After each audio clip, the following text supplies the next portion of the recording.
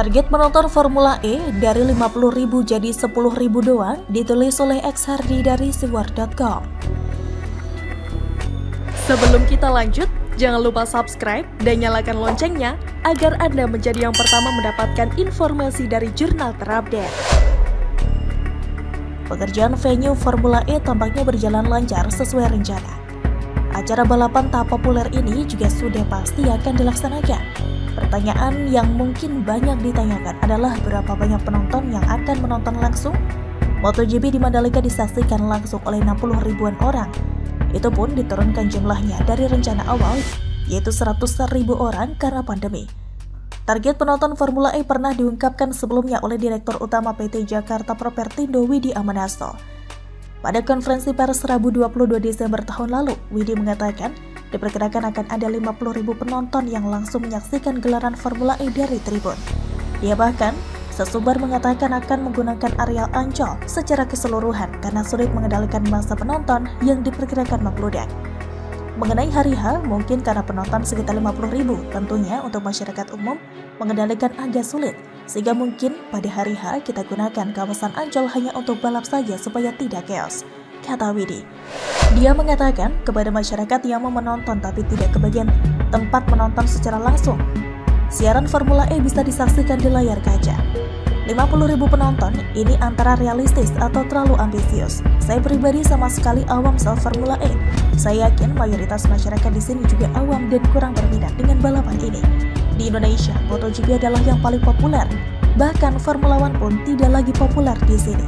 Kalau tidak salah, Formula One tidak lagi disiarkan di TV setelah MotoGP Trans 7, kecuali lewat TV kabel.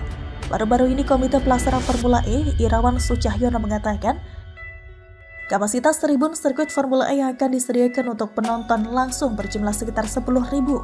Dia mengatakan angka tersebut bisa bertambah sesuai dengan perkembangan yang ada dan sesuai dengan hasil peninjauan dari tim Formula E Operations. Benarkah ini? Dulu optimis bisa meraih penonton sebanyak 50.000 orang. Kenapa target jadi menyusut sampai 80%? Kalau yang menonton cuma 10.000 orang, bagaimana mau balik modal atau capai target perputaran uang? Keluar modal ratusan miliar, tapi yang nonton cuma 10.000 orang. Ini sangat memalukan sekali. Berarti pasukan pendukung nasi bungkus yang konon berjumlah 7 juta itu tidak dianggap sama sekali. Padahal 1% saja dari mereka sudah 70 ribuan orang loh. Harusnya target penonton minimal 100.000 orang. Artinya secara tidak langsung 7 juta orang ini dianggap tidak ada uang. Cuma bisa makan nasi bungkus. Di MotoGP dengan penonton yang hanya 60 ribuan orang, perputaran uang mencapai 3 triliun rupiah dari hotel, akomodasi, transportasi, restoran, oleh-oleh, cenderamata, dan lain-lain. Fantastis sekali. Kasihan sekali Formula E ini, duit jor-joran dikelontorkan, tapi auranya seperti balap level rendahan. Memang sih Formula E seperti balapan kelas 2 di bawah Formula One. Adanya revisi target jumlah penonton seolah membuktikan kalau mereka sadar Formula E kurang populer, tapi dipaksakan digelar. Masih tidak percaya kalau Formula E ini hanya ambisi politik dari gubernur dan orang-orang di belakangnya? Ada sesuatu di balik penyelenggaraan Formula E yang sudah dicium publik tapi masih berusaha disembunyikan. Tapi bisa jadi ini sengaja dilakukan biar gampang capai target. Kalau target 50.000 penonton tapi yang datang hanya 20.000, pasti bakal dibully habis-habisan. Kalau dibikin hanya 10.000 tempat duduk, kemungkinan besar jumlah penonton bakal melebihi target, sehingga bisa dibuatkan narasi bahwa penonton membludak dan super antusias, hingga tidak dapat tiket sama sekali. Dan kemudian datanglah sang gubernur di depan awak media, dengan senyum sumringah penuh kemenangan. Dia bilang Formula E sukses besar, melebihi target. Penonton banyak yang tidak kebagian tiket dan bla bla bla. Apalagi pendukungnya kayak Wiz Khalifa dan Musri Umar. Mereka mungkin akan pakai tawa halo-halo ke seluruh Indonesia dengan mengatakan Formula E sukses besar. Bayangkan gimana bangganya mereka. Tiket dibilang sold out tapi tidak disebutkan jumlah penontonnya. Bagaimana menurut Anda?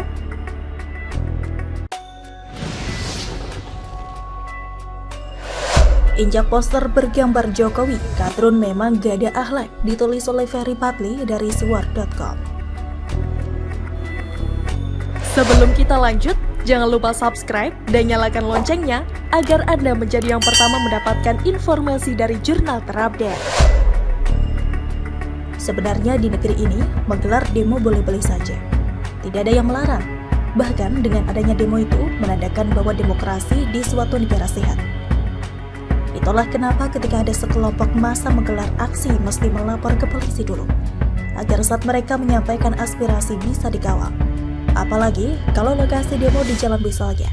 Ketika ada pengawalan dari polisi, peserta aksi dapat menyampaikan aspirasi dengan aman dan nyaman karena lalu lintas ada yang ngatur. Sehingga peluang mereka untuk ditabrak mobil pun jadi kecil. Menurut hemat penulis sih, salah satu yang patut disyukuri menjadi warga negara Indonesia sekarang adalah soal kebebasan berpendapatnya. Karena coba kita bandingkan dengan era Soeharto dulu. Orang demo ditangkapin, dan yang nangkep bukan polisi lagi, melainkan tentara langsung. Bahkan kala itu ada tim mawar dari Kopassus yang memang ditugasi untuk menculik para aktivis yang kritis terhadap pemerintah. Begitupun dengan di negara lain, di zaman yang serba modern ini, masih banyak kok warga negara dibungkam kebebasan berpendapatnya, seperti warga Arab Saudi, Rusia, Singapura, dan Korea Utara. Kalau di Korea Utara mah, jangankan mau demo, mengkritik pemerintah aja auto ditembak meninggal oleh Kim Jong-un. Hanya saja seperti peribahasa, dikasih hati minta jantung, dikasih kebebasan menyampaikan pendapat malah ngelunjak, tidak tahu berterima kasih. Banyak loh orang negeri plus 62 menyebarkan hoaks dan fitnah, melakukan ujaran kebencian dan menghujat presiden dengan dalih kebebasan berpendapat. Seperti pada Jumat 25 Maret lalu, ada pendemo gak ada akhlak. Massa yang bergabung di dalam kelompok 212 itu bukannya menyampaikan aspirasi dengan baik-baik, tapi malah menginjak poster bergambar Presiden Jokowi. Tidak hanya itu, poster bergambar orang nomor 1 di Indonesia tersebut juga mereka lemparkan seolah benci banget sama presiden. Padahal penulis berani jamin di antara mereka itu, atau minimal anggota keluarganya, ada yang menikmati bansos dari Jokowi. Begitupun ketika ada yang sakit, pasti ada yang pakai kartu Indonesia Sehat atau KIS untuk berobat, yang notabene program pemerintah yang digagas oleh mantan wali kota Solo itu. Tapi pura-pura begitulah kelakuan kadrun, merasa paling benar sendiri, gak ada akhlak serta merasa pemegang kunci surga. Seolah-olah Indonesia ini bakal jadi kemah ripah loh Jinawi kerta tata raharja kalau mereka yang berkuasa. Padahal bisa jadi tambah kacau, karena sudah kelihatan kok kalau Bani Kadrun itu bacotnya doang yang digede-gedekan tapi otaknya korslet. Terakhir, apa yang mereka dapatkan dari demo dengan menginjak foto presiden itu? Gak ada. Tuntutan mereka tentu tidak akan dikabulkan oleh pemerintah karena gak masuk akal. Seperti minta tuntaskan kasus insiden kilometer 50. Kan kasus itu sudah tuntas. Majelis Hakim sudah memutuskan polisi yang terlibat dengan Laskar FPI di kilometer 50 itu bebas dan berhak menjadi anggota polisi lagi. Karena yang keduanya lakukan hanya membela diri, bukan hendak mengirim Laskar FPI ketemu bidadari. Kalaupun JPU mengajukan kasasi, seharusnya demo di pengadilan dong, bukan di patung kuda. Karena kasus itu sudah ranahnya hukum, bukan eksekutif lagi. Dan yang injak semestinya poster bergambar majelis hakim yang memvonis bebas polisi yang terlibat insiden dengan Laskar FPI tersebut, bukan poster yang ada wajah presiden. Ada-ada aja kelakuan PA212 ini. Galpok alias gagal fokus alias jaka sembung bawa golong. Tapi kalau melihat rekam jejak mereka sebelumnya, gak heran juga sih PA212 kayak begitu. Mereka akan tukang demo yang gak jelas. Apapun yang terjadi pasti didemo oleh kelompok ini. Suku Uighur berkonflik dengan pemerintah Cina, mereka demo. Etnis Rohingya bersih tegang dengan militer Myanmar, PA212 turun ke jalan. Begitupun ketika Muslim di India bentrok dengan umat Hindu di sana, mereka juga menggelar aksi. Jadi demo ini sudah seperti pekerjaan saja bagi Laskar PA212. Penulis pun penasaran dibuatnya, kenapa mereka doyan banget menggelar aksi? Bukankah yang mereka lakukan selama ini hanya mubazir, alias gak ada hasilnya sama sekali? Sementara, waktu, tenaga, pikiran, dan uang banyak yang terbuang sia-sia. Namun, melihat peserta demo yang kemarin, 2503, menjadi kabar baik bagi kita semua. Karena ternyata jumlah masanya semakin sedikit. Terlihat jelas, karena begitu sepinya demo tersebut, lalu lintas di patung kuda berjalan lancar. Selain itu, para politisi yang suka mempolitisasi mereka seperti Amin Rais dan Fadlizon sudah gak kelihatan batang hidungnya. Itu artinya apa? Demo PA212 tergantung logistik dan tahun politik. Logistik banyak, peserta demo juga banyak. Logistik dikit, banyak yang ogah datang panas-panasan. Jadi sebenarnya gak ada cerita mereka itu bela Islam, hanya para cecunguk pasukan nasi bungkus yang suka bawa-bawa nama Islam.